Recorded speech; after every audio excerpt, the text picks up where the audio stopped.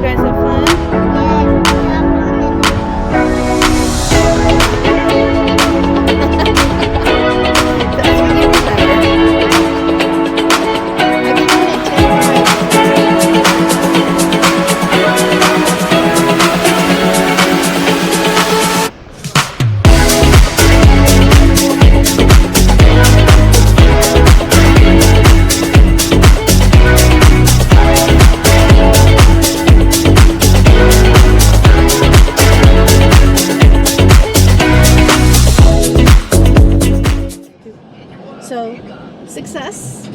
We managed to get off the ship, get our stuff, get through customs, find a car to take us to the Fort Lauderdale airport. We are now in said car. All very early. We thought we were going to be doing this at like, I don't know, 10:30 or something. So we're ahead of the game there. However, we're now headed back to the cruise terminal, as you might be able to see there. Why? Because we forgot some luggage, aren't we? So smart. So luckily, our genie was kind enough to respond to us, even though we're not her family anymore.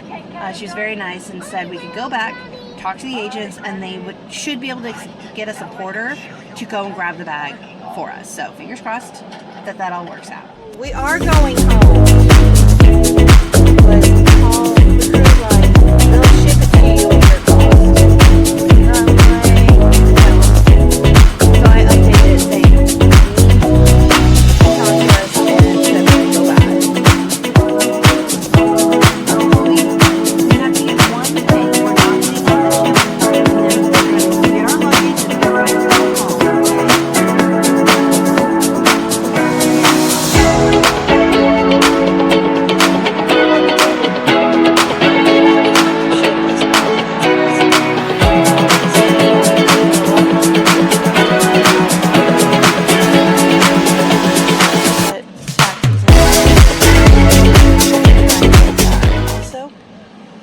for the shuttle that takes you to the Fort Lauderdale airport when we were getting our lift cost us $18 for the 6 of us and all of our stuff. The shuttle, $11 per person. For all of us would have been $66. That's ridiculous. And yeah, they counted the baby. Yeah, all that. So try to plan. We had a reservation for an Uber, but then we ended up getting a Lyft. And he was there in like 4 minutes, which is like maybe because we were there earlier. So definitely get off early and have plans, because otherwise you're going to be spending a lot of time waiting around here. So we made it back to the port. Damon talked to the agents, and they're like, yeah, we're not going to give you the backpack. We need to check it for secure reasons. Like, you already checked the fucking bag. What, do you think somebody managed to get off of the ship and slip a bomb in it or something? Like, there's no logic to these idiots. And our genie was telling us that Symphony was having a lot of issues with these guys from the start. They've been jerks to them, and they just continue to be jerks. So now we're leaving without our bag, unfortunately. I'm hoping that in the next couple of days we can get in contact with somebody and get the bag shipped to us at their expense, because I don't want to have to pay for their mistake. That's not right. So anyways, we're on our way home. It's about a 3-hour drive back to Orlando, which will be nice to get home.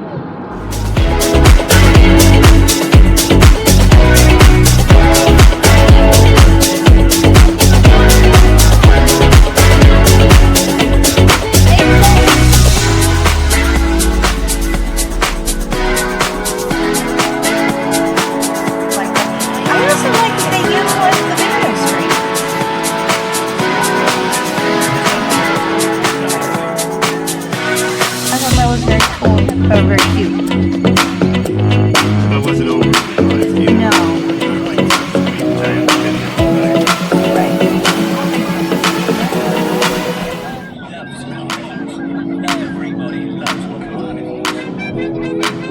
Pretty sure a lighter and a spray can does not make a blood torch.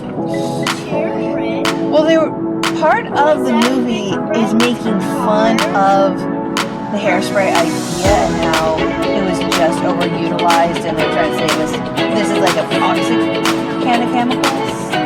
So it was like so toxic it could be used as bombs.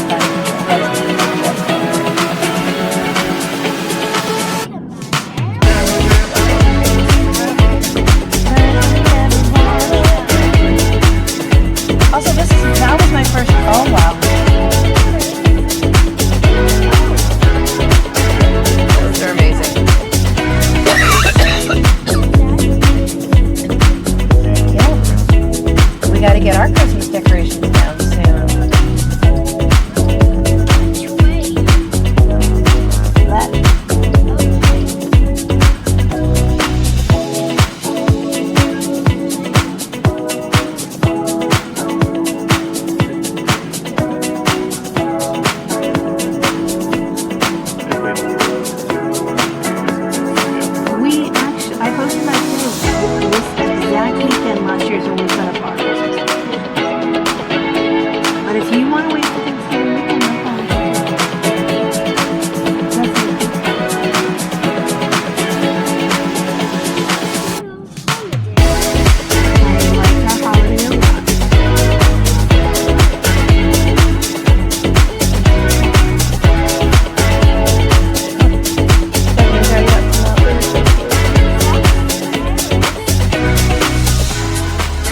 And 7:32 is like, it's fall, goddammit.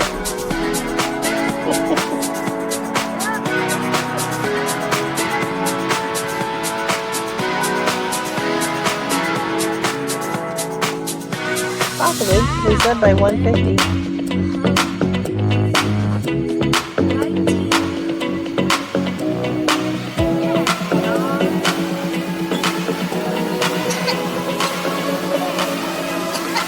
Well, you're not staying for that.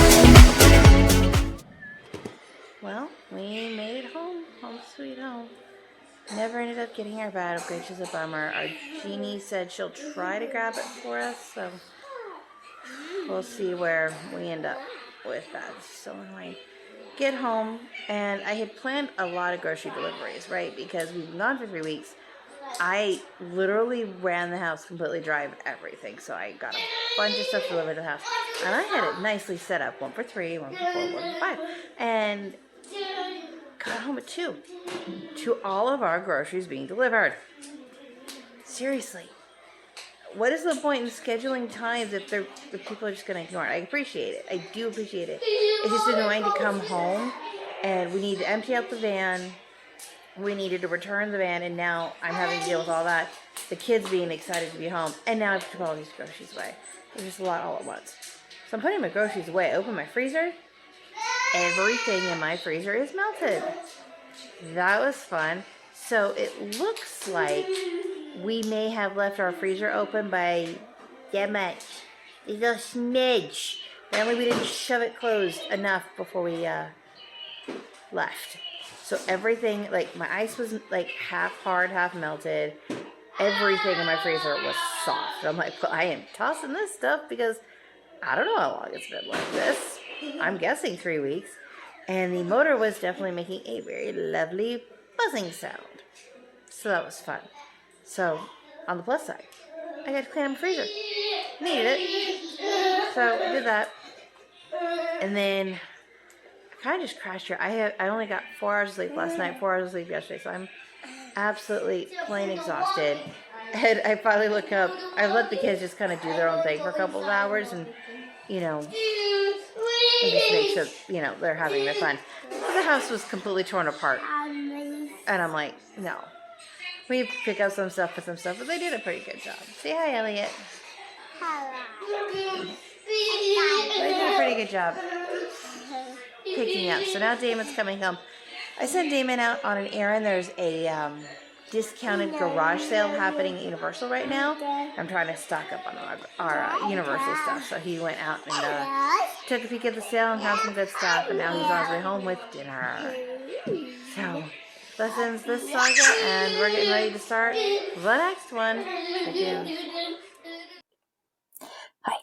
So I hope you enjoyed all those videos that I made of our whole vacation. I know hardly anybody watches them, but kind of putting this out there for me, but also for anybody who might be curious about cruising Royal Caribbean in the year 2024 and forward. I can't recommend them. The videos showed that we had a lot of fun, but behind the scenes was a different story. We, even with paying top dollar, we paid a lot of money for that room. And what Royal Caribbean promised us was star class. We were promised the world. No, we didn't have to lift a finger. And that wasn't the reality. The reality was a lack of accountability and a lack of customer service, quite frankly, especially for the level we paid. And if we're doing that, if we were getting that experience, it was worse for those who weren't paying for the suite benefits. And it's what I'm hearing across the board from a lot of people. And it was true in our circumstances too, where basically it was, we are so sorry to hear blah, blah, blah. No one saying sorry, no one taking accountability, and no one offering any kind of resolution or remedy to any of the issues that we had experienced before the cruise, during the cruise, and after the cruise. So before the cruise, I booked an excursion with the Atlantis. It was a really good price. And Royal Caribbean goes, oh, oops, wrong price. So yeah, we're just going to cancel that. We're not going to honor it. It wasn't my fault that they did this. They made the mistake. And they just decided to cancel it. And there was no remedy to it. They're like, well, if you want it, you're just going to have to pay triple the price. And that was ridiculous. Yeah, I still ended up paying it because I needed to get my kids off and I needed them to do something. So I ended up paying the money. And that is something that leaves a very big sour taste in your mouth. We had issues with dining. We had issues with, let's just go with dining for a minute here. You'll see in several of the videos, the dining rooms were half empty. Why? Because they didn't have kitchen staff and they didn't have wait staff. And that's how it was everywhere. Everywhere was just like there was a lack of staffing. And if you complained. They're like, oh, we'll let people know. There was no accountability. There was no remedies. And now, even with all these issues with that, and let me keep on. We had issues with the sports staff yelling at us, not just us, but a lot of people on board, being told by wait staff that things didn't exist or they were out of order. And then it's like, oh no, that's not true. And you're just like, what is the truth? Why do we keep getting gaslit? Why do we keep getting lied to? And you'll see in my day 14 video, I was panicked because I hadn't gotten my photos. And I was like, if I don't do this now, I'm not going to have any, I'm not going to get them. And man, did that end up coming true, because not for the photos, but for everything else. We ended up losing our luggage. You've seen a previous video clip that we tried to get our luggage back. And after 2 months, I'm filming this 2 months after we got back. And they're basically like, no idea what happened. And if you want any compensation, you'll have to go through your insurance. Like, you lost my luggage. And I get nothing. And yes, I've talked to my travel agent. I have talked to Royal Caribbean several times. And basically they're just like, oh, well, not our problem. And that leads to the ultimate frustration of, I did get a compensation offer, which was basically 10% off a future cruise as long as I took it within the next year. Fat chance. Royal Caribbean, fat chance. Because your prices now are fucking ridiculous. $6,000 for an interior room on Icon of the Seas, when in 2019 I could get a suite for $7,000? No. That is ridiculous. You are pricing out people, and then you're not justifying those costs at all.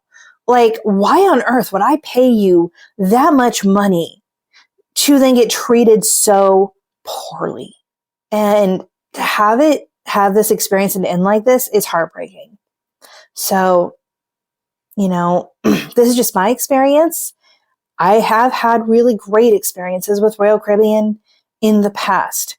And I hope and pray that someday they'll get back to it. But for the foreseeable future, at least for several years, I'm not going back to Royal Caribbean. So hope you enjoyed the videos, and take a lesson from what we learned.